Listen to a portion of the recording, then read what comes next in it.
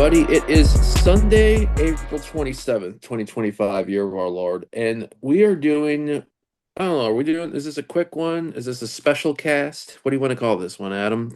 Wanted to do an instant reaction to the Pistons game today. So I don't know. We don't have to label it. It's still a Detroit City Sportscast. So it's just Mhm. going to be quicker than some of the other ones that we've done. So Yeah, so we're going to be talking about Pistons Knicks, especially after game four. Brief note on the Tigers, brief note on the Lions that have taken place this weekend. We got to start with now the talking point, not just here, but probably nationwide in sports.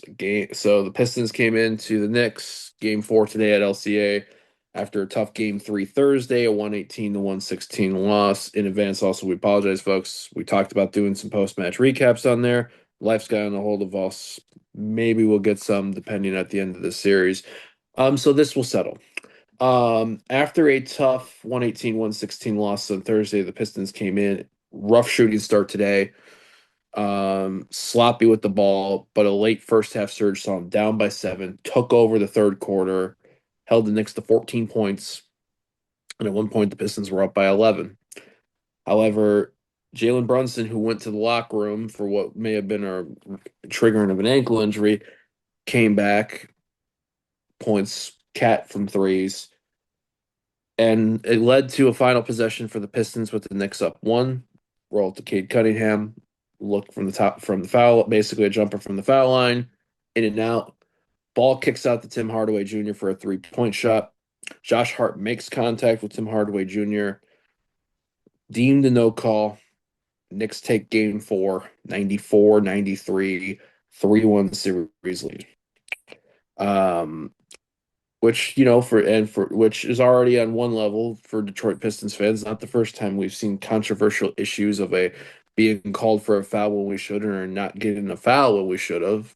But only for I don't have the gentleman's name, but Adam, I know you posted a blurb for the Majors Detroit, the crew chief for the NBA officiating I have it today. right here if you want me to read it. Go ahead with that. Yeah, the NBA released a poll report on the no call um, with Josh Hart and Tim Hardaway Jr. in those final seconds.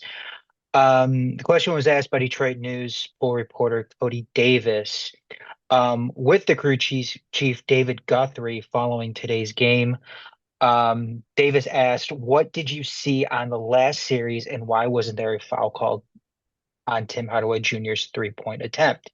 Guthrie responded, "During live play, it was judged that Josh Hart made a legal defensive play. After post-game review, we observed that Hart makes body contact that is more than marginal to Hardaway Jr., and a foul should have been called." So So, that would have put Hardaway on the line, down by or at one, least for one, probably shooting three. probably shooting three.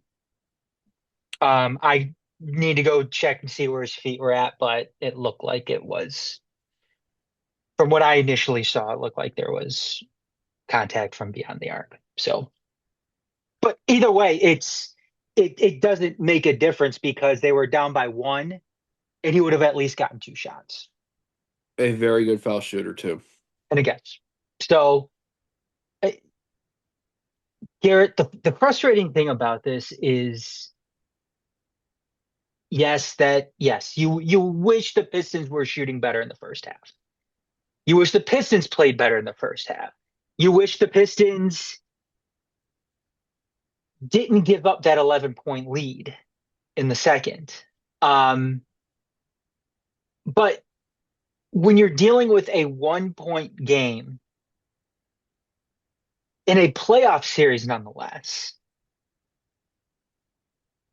stuff like that needs to get called. And during a play that was so blatantly a foul, there should have been no question. When you're looking at that play as a referee, that a foul should have been called on there. No question whatsoever. Yet Yeah. it doesn't get called.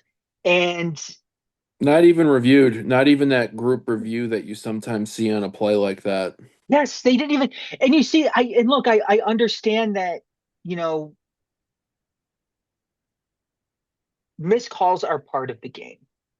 But like you said, there wasn't even an opportunity to, the referees didn't even give themselves an opportunity to get it right, which now the series is 3-1 heading back to New York after the Pistons. And again, yes, the Pistons could have played better, but they played well enough to win that game. And I think Yeah. that's what people are missing with all of this. People who are trying to take the moral high ground and be like, well, the Pistons should have shot better. That's the reason why they lost. No, the Pistons played well enough to win this game. And when you take it from them in that fashion, that sucks. That Hmm. sucks. And that's something that isn't a an isolated event. When you look at officiating as a whole across, major professional sports in this country, NBA officials are amongst the worst. At the Hmm. very top, it's going to be the NBA and it's going to be the NFL. And that was a awful missed call. And it's almost a slap in the face, releasing that ball. I can appreciate them coming out and admitting their mistake, but what now, Garrett? What now? It doesn't matter. The game Yeah. is over. They come out and admit their mistake. JB Bickerstaff once again lays into him. He was heated after the game. He had to be held back after the no call was initially made or not made. And he goes out and makes his comments. And I'm sure players are going to be making their comments too. They're going to get fined probably. But what's going to happen to the referees? What's going to happen to the officials in this case? A vital non call that could be the decider in this series. Nothing is going to happen with them. Absolutely nothing. And it's sickening to see something like that. 1988, Phantom foul call on Bill Lambier. When the Pistons up 3-2 in the final, 20 seconds of a game? Less than that. Kareem Abdul, with the Pistons up 3-2 in the series, Kareem Abdul-Jabbar makes two free throws. The Lakers take game six by 1 point. That's the game where people may realize Isaiah Thomas played on one ankle and scored 25 points in the third quarter. Lakers won the net game seven. They take their first team to win back to back since the 68-69 Celtics. Who was and then if I remember right, the 2007 Eastern Conference Finals, the Cavaliers, I believe there was the Tim Donaghy, is that the official? That was later Tim indicted for Donahue got busted for what, gambling. gambling? And one of the series that was reason for was this Pistons Cavaliers series. 18 years later, you have this. And I think for me, I am more bothered by 19 turnovers, having a lead. Literally, you had them right there. You had the foot on the throat. Press a little bit further, you're there. But you still have this moment and to still have that just stings even more. It stings even more. And yeah, again, I see where you're coming from with that. I see where you're coming from with the turnovers, the scoring, and whatnot. But It the sucks. It bottom line sucks. is the Pistons played well enough to win Hmm. this game. And this game, I mean, people can argue it all they want. This game wasn't decided by the play on the court. This game was decided by the officials. Which was One play in scattered throughout the particular. match too. It Some parts of it physical, letting them play. Other parts touch fouls. and one thing, Garrett, is we're not live right now, but and it's kind of funny this comes up, but our buddy Padre in the Discord mentioned you. Hmm. He has probably a better question for Garrett, but in my experience, the poor report is usually we missed some for both teams, but it wouldn't have impacted anything. This is basically a Tim Hardaway Jr. should have been shooting three free throws to win the game, which is a shockingly candid statement. So what is the outcome of this? That's what we need to know. It's not I you don't I can't don't take back the result. You can't. Unfortunately, they're not going to do that. It's does this become the cursor to moment? To any the moment like moment, the, huh? to the moment for the Pistons. Yeah, like this is the motivational thing. If not this season, then next season. Does this become Well, the thing? Like, does this institute a league-wide rule where I don't know? I mean, well, I I'm mean, yeah, I don't know how the rest of the series is going to play out. I mean, New York obviously did everything that they needed to do. Um, Coming back to Detroit, winning both games, that, Madison Square Garden is going to be, insane for the Knicks Tuesday night. yeah. Um, it's going to be a massive, massive test for a young team like the Pistons to go into MSG, coming off of a game that was, for the most part, taken from them um, by the officials, and dealing with the uphill battle of having to come back and win the next three straight. Yep. Um, can it be done? Yes, it absolutely can be done. And one of the reasons why it can be done is because the Knicks are an emotionally shallow team in the NBA. Hmm. They're emotionally shallow. Their coach, their head coach, is emotionally shallow. Tim Thibodeau or Tom Thibodeau, whatever, is an emotionally shallow guy whose job depends on New York winning this series. Hmm. Um, Jalen Brunson is a foul first type of player. Um, and if they face any adversity at any other point in this series, then the that's going to be a test to see if that's something that they can overcome. Pistons are going to be facing it now. Pistons are facing that adversity now. That'll be the big Um, test. That'll be the great case for me for this squad because we had a moment like this in March after the Oklahoma City game. mhm. Remember, I was at that game. Yep. Horrific officiating, basically SGA in the palm of their hand. Cade gets tossed for something very civil. JB got fined what 100,000? Is that when they got like five fouls in like what, like 12 minutes or something? Like in Whatever like the all in the fourth quarter or something like that? whatever it was, shit got off the rails. JB Yeah. had that fiery post game. Team kind of went on a mini run, and it'll be a true test, I think, for the where is the squad at character wise. How are Yeah. you going to react to this?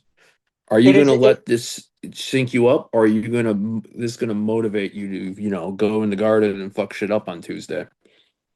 um the silver lining to this, Garrett, is this is a growing opportunity for a young team. Hmm. Um if they lose this series, then the mentality heading into next year is um going to be interesting to see. And I think a guy like JB Bickerstaff is going to put these guys in the right mentality. It'll be fun to watch the Pistons head into next season off of this series. Um, Considering how they've played and how they've been with the Knicks in every single game Yeah. that they've played. So, Two last questions, and then we'll shift to something a little bit more enjoyable. The crowd, LCA games 3 and 4, has it lived up to the hype, disappointed you, or exceeded?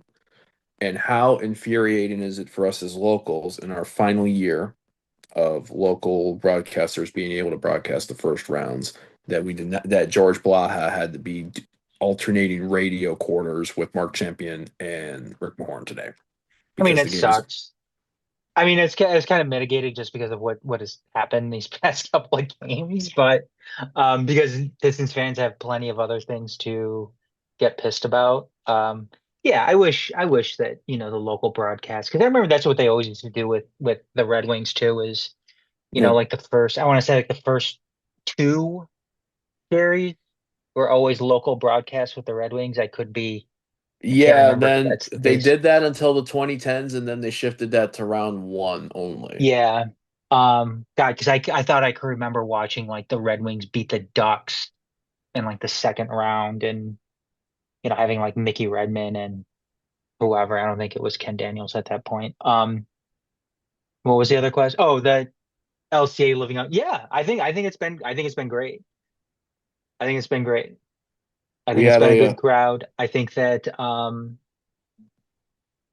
it's Detroit has been, waiting for this opportunity, with a team like this. I don't think it was there in 2019 just because I didn't think that, people had a lot of faith in that team and they shouldn't have. mm, But this I think this time around it's been a lot better. I mean, yeah, you could safely say that Detroit basketball is back in yeah, in the city and in the state. So for an arena that was built for the sole purpose of hockey and everything in that. Dare I say the true most craziest and exciting moments for the most part have been related to Detroit Pistons basketball. yeah, and Garrett, the funny thing about that too is that the Pistons, like you mentioned, or you're alluding to, is Pistons were never supposed to be there. Remember, that was like a Nope. last minute decision. The Hmm. Pistons moving into the LCAs, and Tom Gores was like, "Oh wait, we do want to move into the LCA with the Red Wings." So, and then I think that delayed the construction a little bit because they had to redesign things and put in a locker rooms for basketball. They had to, I mean, And now the Pistons are nominated for community work within the city of Detroit. There's a lot we could talk about with this, but like I said, this is more of an instant reaction thing. I think this is good tabling talk. yeah. But yeah, does the series end in the Garden on Tuesday, or does it go back to Little Caesars Arena on Thursday? I said seven. I can't change anything now. I'm sticking with Pistons in seven. So Agreed.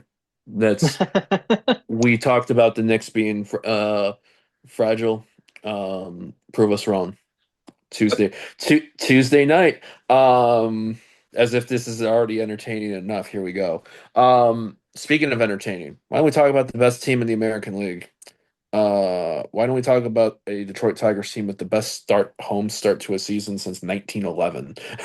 Why don't we start to a team that swept the Baltimore Orioles, a doubleheader win yesterday, 4-3 in game one, 7-2 in game two, and 7-0 today. Um, yeah, Kenta Maeda pitched the ninth inning today. Yeah, granted, two men went on base, but he didn't allow a run. We're on the up and that's up, great. folks. You know what, too? I was uh Scuba was very good today. Moves his 11 record to three and strikeouts. two. Yeah. Yeah, moves his record to 3-2. Real quick, I just want to mention Javi Baez. Yeah. I believe he's hitting 301 right now. Opened the He got scoring this today with a two-run open the double. scoring today. Yep. Um, it was funny. I was talking to Yachty yesterday before the Detroit City match, and um, people need to get over this hobby thing. That was part of our discussion yesterday. People need to get over this hobby thing. He's earned Like it. I've seen people, still get on hobby and you know, try to put him down, try to shit on him at every opportunity they possibly can. And Javi's been one of the best players for the Tigers so far this season. Um, and people need to embrace that.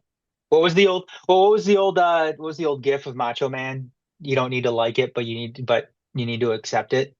Um, Ric Flair, learn to love it, learn to live with it. um, That but another one yeah, too. But yeah, you may not like it, but you must learn. Yeah. but you have to accept it. And that's where Yeah, we're at right now that's with a it. Macho Man one And too. yeah, I mean, Javi, like I said, has been one of the best players on the Tigers so far this season.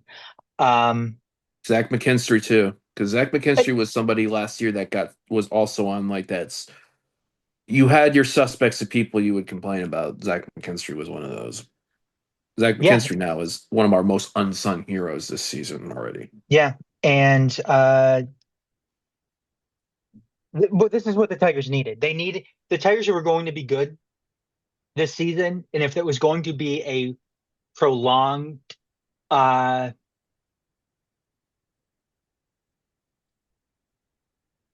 streak of being good, uh, you need a guy like Javi to also be good. Yep. If it's going to be real, then Javi needs to be good.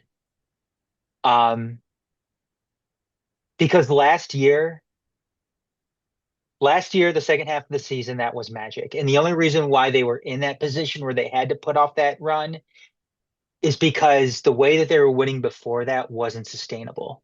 Right. Um, this is sustainable. What they're doing right now is sustainable. This is the makeup of a good baseball team that is winning games because they are good. They're Yeah. not winning games because they're pulling shit out of their asses or, it's pitching chaos or hitting chaos or anything like that. Everybody who is doing well for this team right now has a pedigree. Hmm. Ferguson had a pedigree before he went pro. There's a Yeah. reason why he was a top draft pick. Javi Baez has he has a pedigree of being a good baseball player. Um, and that's what's fueling all of this. So I get need on board to. or don't. I'm just I'm Yeah. just I'm just tired of seeing the Javi hate, around. I said 7-2 on the game two last night. It was 6-2, but I'm going to read off these last four. I mean, when we last recorded, it was a tough 2-0 loss to the Padres, a great Jack Flaherty game, but one swing of the bat by San Diego, and it's a 2-run home run. Mhm. Next And day, you're gonna have you games like that. yeah. The next day you go in, Reese Olson's his gem, what was it? 7+, 7 Ks. Tigers beat the then best team in the NL 6-0. And then you win 4-3, 6-2, 7-0 over Baltimore Orioles team that while they're not clicking, they can still burn you at any given time. Um, you now got 10 in a row on the road. The next three against the Astros tomorrow through Wednesday, four at the Angels Thursday through Sunday. Flaherty, Olson, Job for Houston series. Um, anything obviously it'll be obviously the Tigers being 13-3 at home is lights out on there. Do you see any issues or swings? Because I haven't seen what the Angels have been. I know the Astros were 13-13 going into today. Um, Let me look here. I have a Tigers website, but I'm thinking right now it's like, or is it just like they're hot right now? Expect them to keep doing what they're doing. To confirm, the Angels are 12-15 right now, so they're bottom in the West. But Yachty did mention this was going to be a team that wasn't expecting the Angels to be a 99 loss team like they were last season. Mhm. No, I mean, they're gonna have, you're gonna see a test with them coming up. Going on the road, especially playing out in LA against the Angels, is I don't care what their record is. It's a The Tigers, shitty series whenever we go. yeah, whenever the Tigers have to go out and play in Anaheim against the Angels, it always fucking sucks for some reason. But there's gonna be a test. Yeah, they play Houston, who has looked awful and is gonna continue to probably look awful as, you know, they're on the down end right now. Go ahead. One today, they're 14-13, Yes. Um, but 99 runs scored only. yes. Um, then they've got Colorado on the back end of that road trip too, which, Four and you know, 23 Colorado Rockies. yeah, who I think are worse right now at this point in the season than the Chicago White Sox were last year. Yeah, I and think. White I Sox aren't think. far behind. This year's White Sox team's not far behind. They're 7-21. Uh, Yes. and then But you got the Rangers for three it's after but that. even Yeah, even then though, going to Colorado and having to play, in that higher altitude, you know, it ball's gonna fly. ball's gonna fly. So, but yeah, offhand, things are going really, really well for the Tigers. And like I said, the bottom line with all of that is the way that they're doing it is sustainable. Because even last year, AJ Hinch came out and said at one point during the season when they were playing seemingly well, he mentioned that the way that they were playing, the way that they were winning wasn't sustainable. This year it is. Hmm. Um, they're scoring runs, they're getting good pitching, uh, and that's great. I mean, that's what you ask for. They got but not only the best record in the American League, they have the best run differential. They are a plus 42 run differential, which, as I am looking at this right now, is not only best in the American League, it is best in Major League Baseball. Yeah, and I mean Torkelson, I think he's only hitting 255, which is fine for a power hitter. I think more importantly though, I think he's slugging over 500. So 8 home runs, 24 RBIs in 28 games, 20 runs, 26 hits, 16 walks. yeah, 31 strikeouts, but still 16 walks. Justin Henry Malloy in 49 at bats, 15 walks. Zach McKinstry in 84 at bats, 16 walks. Trace Sweeney, 11. Colt Keefe, who's only hitting 182, 15 walks. His OBP is 333. His OPS is 545. yeah, So even our guys that aren't hitting, they are difficult at bats. yeah. The only one that has not been really a great at bat has been Ryan Kreidler, who's since gone down the Who's road to not leadoff. even on the team right now. Yeah. Yeah. So Um, yeah, I think, and that's the thing. I think I saw somebody, was it Dirks, Andy Dirks, somebody said that people, or that was AJ Hinch, we don't look at average, we look at OPS or slugging or one of those things. So it's like, yeah, I mean, Riley Green's hitting 224, but Riley Green also hit the 3-1 run dinner that opened things up last night. So, and like I OPS is the said, best stat in baseball. So yeah. Um, 930 for Torque, 902 for McKinstry, and a team ERA that I think is that's their still, OPS. That's their yeah, OPS. that's their OPS. What's McKinstry's? 902, 902 and what's Torx? 930. Those are great. Those are really good OPSs. Zach McKinstry with three triples as well. I mean, the dude maybe with one of the biggest plays in the field last night, Yeah. taking that dead ball, literal dead ball in the hand, in the foul line, and diving at the home plate to save a run. So you're getting the key plays. Your pitching's out of this world right now. Team ERA best as well. For your starting five, under three going into the weekend.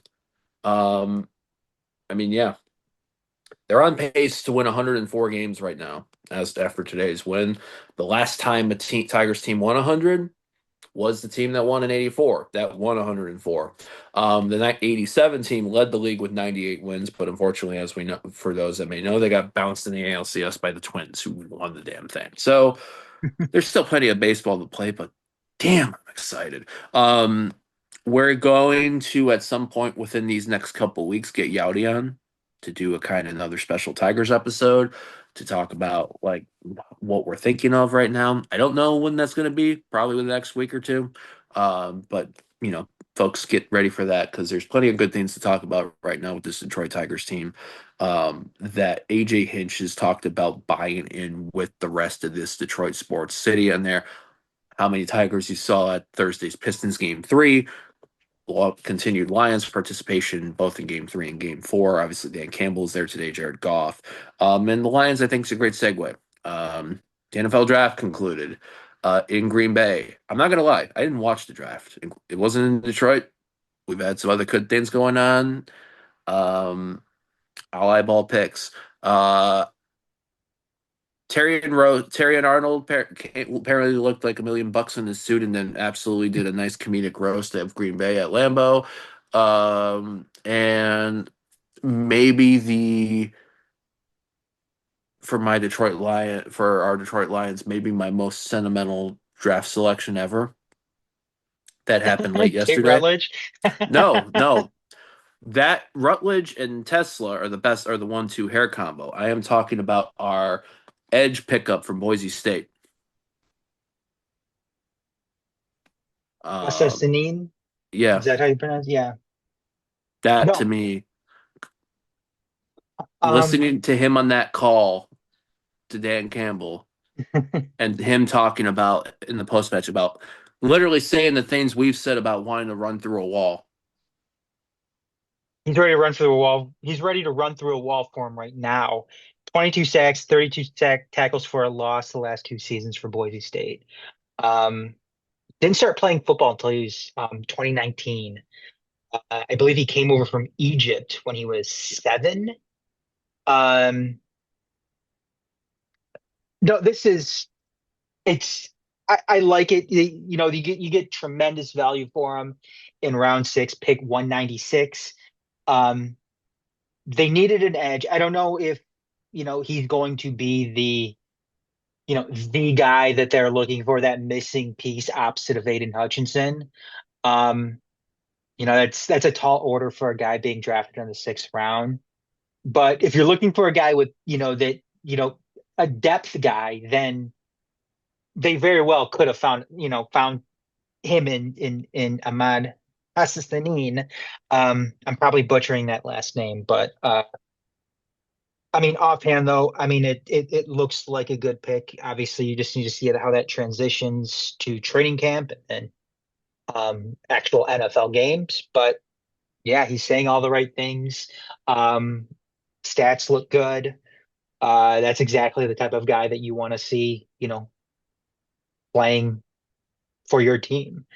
And he certainly seems like a Dan Campbell guy. He's ready to go. And yeah, I mean, What's it was your definitely one of the best post-draft, interviews and whatnot, just the everything that he had to say. So I'm excited to see him. I'm excited to see what he has to bring to the table. Um, is that your favorite one of what the Lions did? Obviously, we had our first round selection, names drawn in my head, but the defensive tackle from Ohio State, Cat Dad. So our buddy Sean Spence will Tyreek definitely enjoy it. Williams, Yep. And then you've mentioned it obviously, Tate Rutledge, and then um, first name's drawing a blank, but Hudsonville, Michigan native, receiver from Arkansas, who the athlete score that was listed Isaac online is Isaac Tesla. Isaac Tesla. Yeah. Like No, there's pure athlete and size is impressive. um Nolan Bianchi noted after the draft on Twitter that, and I'm paraphrasing what he said, that it's going to be a battle in training camp with some of the guys that they're bringing aboard. I know as far as Tate Rutledge goes, they I believe it was where did this come from? Not quite sure where the quote came from, but they're talking about him, getting into a big time position battle with Graham Glasgow and Christian Mahogany for Detroit's number 2 starting guard roles. And then Pride of Detroit mentioned Tyreek Williams as being the best run stuffing defensive tackle in the entire draft. Which it's going to be it's going to be it, people are going to have to watch to see where he falls, piecewise into all of this, just because of that injury to Lee McNeil. Is Williams going to be thrown into that spot right off the bat? Considering Lee McNeil is probably going to be on the shelf until what, Thanksgiving, possibly. Right. Um, recovering from that ACL injury. And then I'm obviously, more big news that came outside the draft was obviously them picking up the 5th-year option for Aiden Hutchinson, but Amo. also them picking up the 5th-year option for JMO as well. And you kind of wonder if Isaac Tesla is potentially that. Well, he played a big slot role at Arkansas. Was he 6'4", 214 pounds? So he's bigger than JMO is. I'm interested to see where he falls into that equation as well. With JMO Yeah. being brought back, and is JMO, and are they going to re-sign JMO to a contract extension after this season, after this upcoming season, or did they bring in a guy like Tesla to be essentially be JMO's replacement? Which I don't know if they quite match up. I don't they don't match up physically. Um, because where's Jamison Williams? Um, size wise, he is yeah, he's 6'1" and 180, so he doesn't quite have the size that Tesla has. So I mean, but Tesla did have he did play that slot role at Arkansas. Um, so they do kind of have that, that similar makeup in that sense, but who knows? It was an interesting I, pick, and I think it's going to be a good pick for them. I think Um, I'm very intrigued because obviously I think you have some options, I think there too. yeah, Um, I'd be curious to see if they put Tesla in special teams to help out with some of the return stuff because obviously I know when Khalif Raymond went down, that we kind of suffered a little bit with that. So um, there's a gonna be. Like I said, I'm intrigued. I agree with you. I am intrigued by some of these everything on there. Um, One of the people that was, I don't know if this was a draft or a post draft announcement pickup. Someone related to Zadarius Smith. I don't know if you saw that. That the Lions picked up. I think I it's don't his know. nephew or cousin or something like that. I didn't see Uh, anything regarding that. The only thing I saw regarding Zadarius Smith is that I guess that there's one spot left on the roster right now, and I don't know if this is even tried and go back and count it up or anything like that. But the thought is that that's reserved for Zadarius Smith. I don't know. uh, the Lions. So here's what it is. Here we go. Undrafted. So former Syracuse and Georgia wide receiver Jackson Minks was signed by the Lions to an undrafted rookie deal worth $200,000 guaranteed. Meeks is the nephew of Zadarius Smith. Okay. So what I'm saying here, folks, is it's not the just because Zadarius Smith wasn't brought back initially, the bridge hasn't burned. No, it hasn't. I mean, and I think Holmes has even come out and said that there's still contact with his agent. Um, so I mean, we'll see. I mean, they could use them at this point right now. They could use them.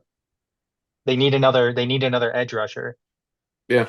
I mean, you're not going to So throw a sixth round rookie into that, into the mix there as a starter. yeah, And because you also can't guarantee Marcus Davenport to be healthy for a full year you either. can't, And you, yes, yes, you can't guarantee Marcus Davenport's going to be healthy. So, um,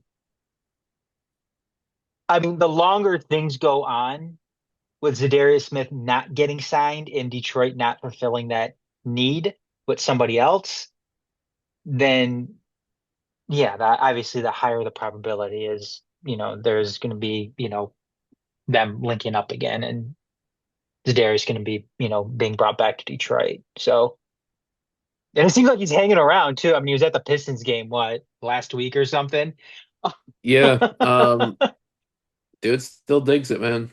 It's not like CJ Gardner Johnson when he left. It's not like No. anything. So See, well, and CJ Gardner-Johnson's a clown too. So, but no, expect I mean, anything. overall, go Yeah, ahead. I was gonna say expect anything, but you were saying overall. Overall, I'm satisfied with this draft. But I think we're at a point right now where we just kind of let Brad Holmes cook, Yeah, and I don't know if anybody's really in a position right now to criticize anything that he does draft wise. Of course, you can go ahead and question picks, but coming out and saying, "Oh, that was a horrible draft that he just," I don't know why that was an awful draft pick. I don't know why he's taking a defensive tackle, the end of the first round. I don't know why he's taking a wide receiver, you know, with their third pick. Um, I remember our draft grade for picking J-Mo and Laporta up. fast forward a few years from now. Fast forward a few years. How's that? How those? What would you recap those grades now? Yeah, I mean, even the Gibbs pick, people are yeah. wondering why the hell are you taking, a running back top 15? No, he made everybody look like Holmes made everybody look like idiots in that sense. So, Best is but still yet to come with that dude. yep. Um, Detroit City stuff. All I'm gonna say is with their 1-0 win yesterday over the Pittsburgh Riverhounds, go check out the Majors TV YouTube at the Majors TV for our post-match recap of that match with Pittsburgh Riverhounds, as well as our post-match interview with head coach Danny Dichio. Meant also, as I noticed, Darren Smith actually with 8 goals in all competitions, not 7. My edit from yesterday, and Birmingham Legions, one of the teams we're playing, not Birmingham Roots. This is what happens when Keyworth weather decides to kick in and the sun doesn't show up until after the match. Cause it was cold. Yeah, yesterday uh so. yeah, yesterday was rough. And it was sunny before we got the keyword, and it was sunny after the match. But during wind. Boo. Um yeah, any teasers or anything you want to say in addition to telling people to check out the stuff from yesterday?